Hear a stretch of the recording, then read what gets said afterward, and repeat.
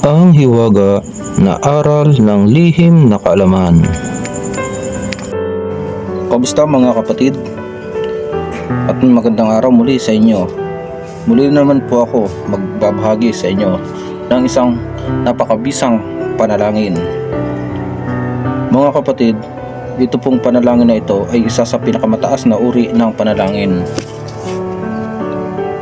Ito po ay panalangin sa Alpha Omega.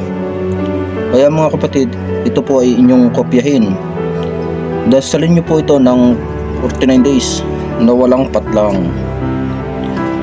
Pag natapos niyo po ang 49 days, ay sa Martes at Biyernes na lang po ninyo ito dadasalin. Pero ang mas maganda po ay araw-araw niyo po itong dasalin. Mga kapatid, ang panalangin pong ito ay all around. Pwede sa lahat. Ito po ay debosyon, poder, bakod, pondo, at susi ng mga orasyon. At para po kayo makapagpagana ng mga orasyon. At pwede rin po ito sa bala, kabal ng katawan. Pwede nyo rin po ito ihip sa inyong mga tanga na gamit, medalya o panyo, sa araw ng Martes at Biyernes. Mga kapatid, itong panalangin pong ito ay isa sa aking iniingatan ng matagal, sapagkat ito po ay nagbibigay din ng lakas espiritual at pisikal. Mga kapatid, gamitin nyo po sa mabuti at pagtulong sa kapwa ang mga panalangin na ito.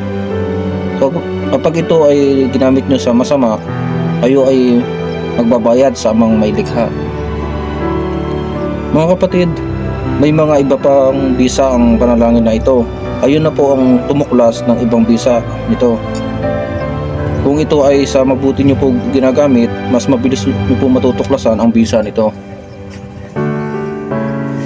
Mga kapatid, muli, huwag nyo pong kalilimutan ang aking mga tagubilin sa inyo.